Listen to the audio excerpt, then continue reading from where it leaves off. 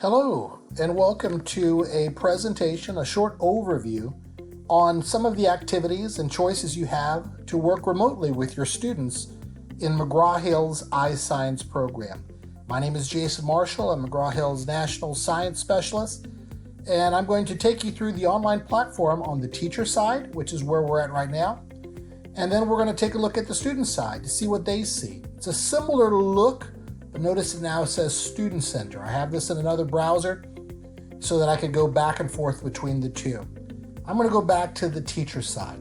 Now, many of you may not have been using this online platform a lot. Some of you may be using it regularly, so this may be some review for you.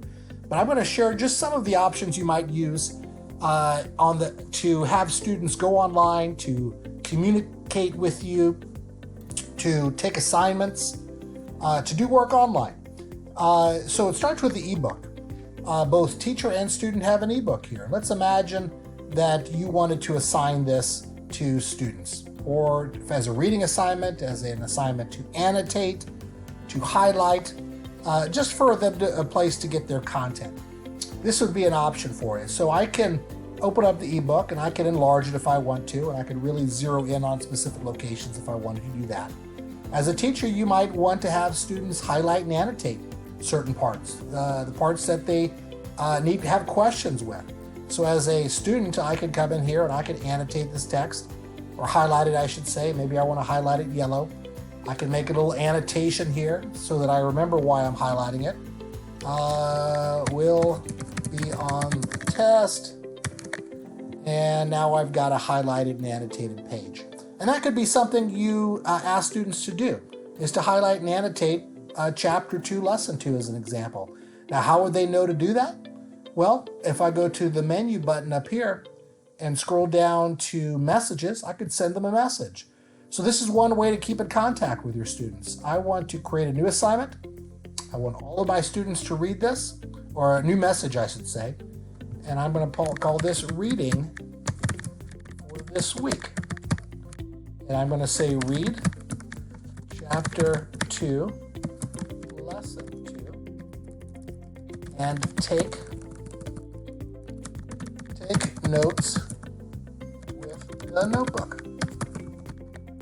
So I send that to my students, and now that's a message waiting for them on their side. It's this reading assignment, and I can, and that's something that they'll see when they enter on the student side. We'll take a look at that side here in just a little bit. So one of the things I could use to have students do work remotely is the ebook. And if I go to the student side, let's take a look. I'm going to go to the student window. Here's my student side. Notice that they have an ebook in the same location. So when they go here on the student side, let me refresh real fast. I can see, go down to my messages. I've got my message from my teacher. It says, oh yeah, I need to read Chapter 2, Lesson 2. I can reply to that teacher if I want to and say, okay, will do. And now that's something that's sent back to the teacher. And students know that they have an ebook here at the home screen that will allow them to do that highlighting and annotating, just like we did just a little bit ago. So that's one way I could have students work remotely. And that's just the ebook and communicating about it. Let's take a look at a few more. I'm on the teacher side again, Teacher Center. And the menu button is the main location to find your resources. And there's two main ways to find resources. One is by the resources section, and the other is the plan and present section. Let's see how they're different. Resources here organize your resources. And by resources, I mean printable resources like worksheets, and digital resources like animations and videos. It organizes them by chapter and lesson. And the first thing I want to share with you is that you have these two drop-down menus here. Chapter 2, Lesson 2 is where it's at right now. So these are the resources specific to Chapter 2, Lesson 2. And there are printable resources, like this WebQuest. I could download this if I wanted to, and I could send this to my students via email if that's what I wanted to do. Many of you might choose email as your way of communicating and keeping in touch with students in this time. So know that you can print out the PDFs and the Word documents and send them that way. Others, maybe because of personal preference or district rules, Emails are off the table. You can't use student emails. For you, you want to send the assignment through the system. Now to do that, I'm going to click this gear. Wherever you see a resource, you're going to see a gear. Here we see a gear, and one of my options is assign this resource. If you use Google Classroom, I could also share it with my Google Classroom, but I'm going to click assign this resource. And when I do, the resource is automatically attached. I'll call this WebQuest, a great internet research project that I could have students do. Read this research, WebQuest, and complete the task. I assign a due date. I'll make the due date, how about Monday? And I'll have the expiration date. That's when it will disappear as an assignment in the following day. And then it's asking me which students you want to receive this. I could choose certain students, or I could choose all students. I'm going to choose all students in this case. I want everybody to get this assignment. Once I have it ready, I just click assign. Now it's waiting for me on the student side to complete as a student. But let's continue before we take a look at the student side again. So how did I do that? I went to resources. I chose a specific resource that I wanted. The first time was a print piece. Maybe I want to send this brain pop as well. Maybe I could preview this brain pop just to make sure it aligns with what I want students to do. Many of you are familiar with brain pop. There's a movie, there's a quiz with this as well. Once I preview it, I could assign it to my students the same way. Click assign this resource. That menu will come up again. I'll say watch this animation.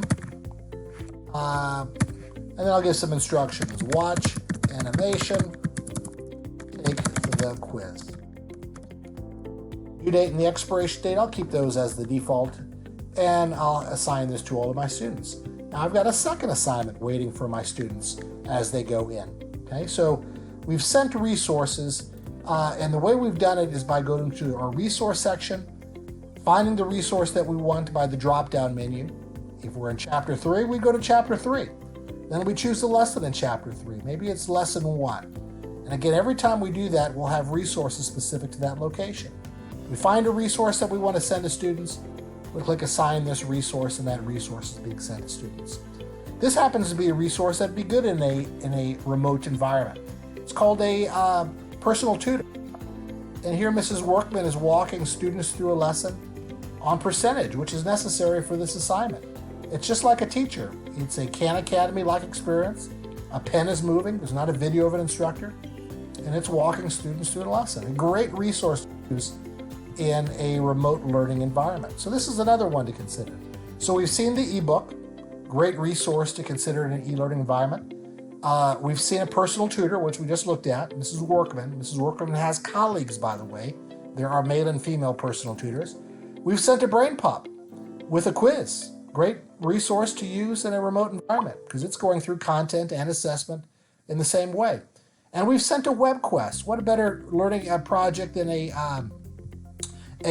internet research activity. We call these WebQuests, and we sent that WebQuest earlier. Okay, so we've sent a variety of resources to students to take on the student side. What are some other choices that I might use in a remote environment? Let me share with you a couple more. If I go to page 2, I have a project-based learning opportunity here. It's another great resource that they can do. There's research to be done online. There are specific and explicit tasks for them to do. They're going to be analyzing their model of a cell. These are aligned to standards, and this is a task you could have students do. But these are 3 companion pieces you'll see in every lesson: the reading coach, the reading essentials, and the science notebook.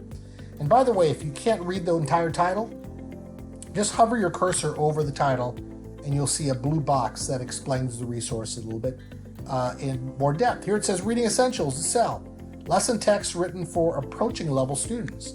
So it's written below grade level. Just the same content as the ebook. In fact, the headings and the subheadings are the same, except that it's written 2 to 3 grade levels below the student textbook. There are opportunities for response and interaction for your students in the margins. It's a cleaner page. It's aesthetically more accessible to them. This is a great resource to use in a remote environment. Send this to your students. Have them read this instead of the ebook. It may be more accessible to more students because it's designed to be so. And if that's what I want to send to students, click the gear, click assign this resource. We've seen that before. We don't need to do it again. Another companion piece is the reading coach.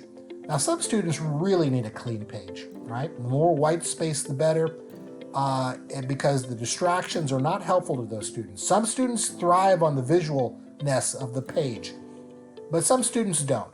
And so for them, they have the reading coach, another resource that can be used in a remote environment. A companion to the reading essentials and to the student book, a place for them to take notes, is a science notebook.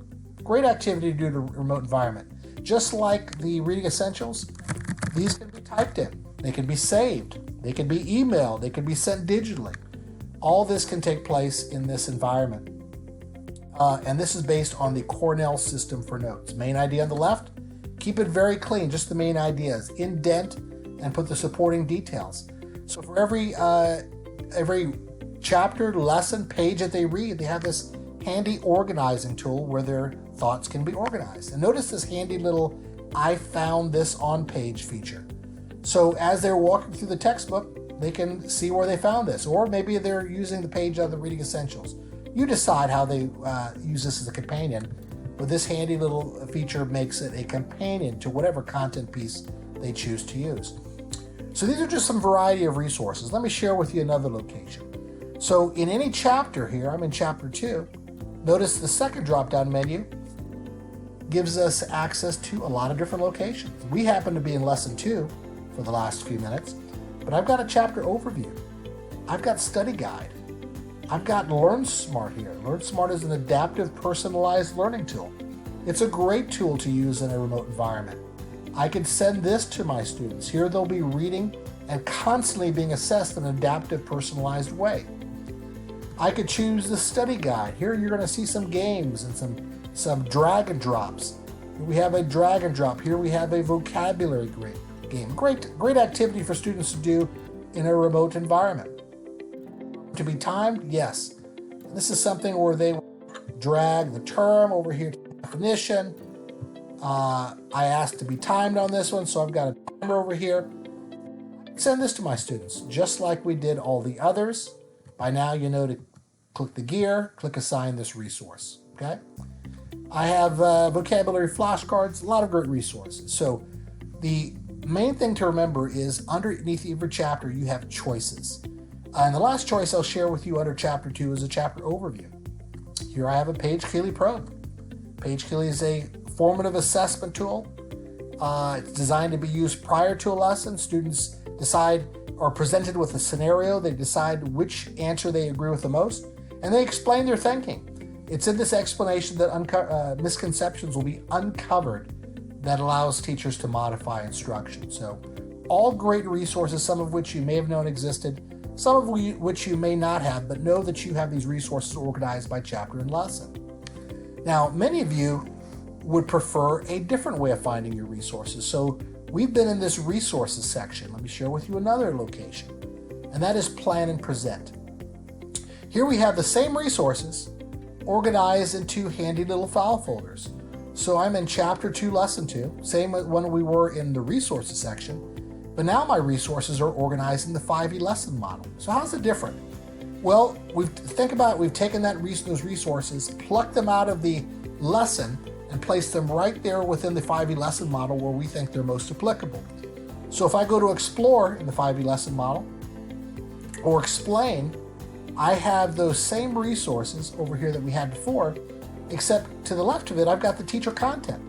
And to some of you, you may prefer to have the teacher content, tips, strategies, and suggestions for lesson success, differentiation, incorporating vocabulary, and the resources right here next to them. Same as before, we see a resource we like, we just have to click the gear and send it to students by clicking assign this resources. But here you have the teacher's content here as well. So it's a personal preference. I think I prefer plan and present because I kind of like having the teacher content next to the resource. Some of you, for just the ease of use, may just want to go to the resource section and go straight to the chapter and the lesson that you need support for. What if I want to bring resources of my own in here? I can click My Files, And now I can pull resources into iScience from outside sources, selecting file on my desktop and giving me this access to this resource in the cloud. Okay? So finding resources is easy, sending resources is easy. Now what do I see on the student side? Let's take a look at the student side to see what it looks like when they go online. I'm going to exit this Teacher Center and I'm going to open this browser here where I'm a student. So we saw earlier that the students have their ebook here. They also have access to LearnSmart anywhere, anytime. So let's open that up for just a moment. LearnSmart is an adaptive, personalized learning tool. And through that messaging tool, you could tell students, hey, go to Chapter 2, Lesson 2 on LearnSmart and answer these questions. And they can go into here. It gives them a little introduction if they haven't logged on here before. I'll go through this really fast. It's a one-time thing. And we're working on our own. So here we have the chapters of our book. And let's say I'm in Chapter 2. As a student, I have both the reading and I have practice paired with each other. So as a student, I can read over here on the right. And when I'm ready to practice, when I'm ready to be assessed, this practice button will start highlighting blue, saying, hey, you've read enough. Let's see what you remember. Notice that this text is highlighted yellow. Yellow is the core content on the page, the content that students must remember. Once they've demonstrated mastery, that same content will turn green. So I've got a lot of yellow here. I haven't mastered any of this yet because this has been brand new to me. If I want to hide this section on the left, I just click on this little blue section here. But this blue section does allow me to navigate to specific locations within the assignment. So I could use these as hyperlink buttons to go to specific pages. And when I'm ready to be assessed, this practice button will light blue. I'm going to be asked questions related to that content. At any time, I can read to find an answer for that. So this is a study tool where both content and assessment is paired with each other for mastery. It is a wonderful tool that can be used in a remote environment. So as a student, I have messages. So remember I sent a message to my students. I have these messages here. I've got read Chapter 2, Lesson 2. This is my communication tool as a student. If I want to respond back to you, very easy to do. I just click reply, and now I can respond back to the message that was sent to me. I go to menu. I've got a resource section as well. So every chapter and lesson, students have access to resources as well. So they don't necessarily have to be assigned. Students can access these on their own. The benefit of assigning the resource is that students know the specific instructions that they're being asked to do and the due date for each assignment. But notice I could access this BrainPop anytime, even after the assignment expiration date is over. I could access this WebQuest anytime, even after the assignment expiration date is over. But the assigning to students gives students explicit instructions in this remote environment. So we see we have resources available. Notice that I also have my assignments here. So I set some assignments on the teacher side. To find those assignments on the student side, I need to go to homework. And here I'll have a location that will say due later. Okay? I click on due later, and here are the assignments that were sent to me by the teacher. I've got that web quest that was sent to me. And here's that web quest. As a student, I can download it. I can read it. I can go to the hyperlinks from here. And my instructions from the students are here. And if I'm ready to upload my work, I can upload my work here and send that back to my teachers to be seen on the teacher side. So the student side looks similar to the teacher side, except it's a little bit cleaner. Here I have a menu button just like the teacher side has, but here I have my resources, my homework or my assignments sent to me, my messages to and from the teacher. And if I ever want to go home, back to the home screen or this screen that you see here, I click the home button. On the student side, I also have a notebook to take notes. So if I want to take notes by chapter and lesson, here I am in Chapter 2, Lesson 2. I could take notes here as well. So maybe I don't want to use the science notebook. Instead, I want to use the Cornell system for notes. I could take notes here and save those notes. The student experience is designed for student success. It is wonderful for a remote environment. The teacher side is where you find your resources. You select the ones that you think are appropriate. You choose the gear. You click Assign this resource or Google Classroom, and that resource will be ready for student use. This has been a short video on some of the basic functions for remote learning in the iScience program. You even have a test generator you can use as well to create a test and send those tests to the students, or those quizzes if you'd like to do that. For any additional information on how to successfully implement iScience remotely, and let's hope we're not in this situation for much longer, but we may be, let us help you. Please reach out to us. Reach out to your local McGraw-Hill sales representative, and they'll put you in contact with a specialist who might be able to work remotely with you on a web quest and walk you through the basic functions to successfully implement iScience remotely. Please feel free to reach out, and best of luck out there. Stay safe, and we'll see you in your classrooms very soon.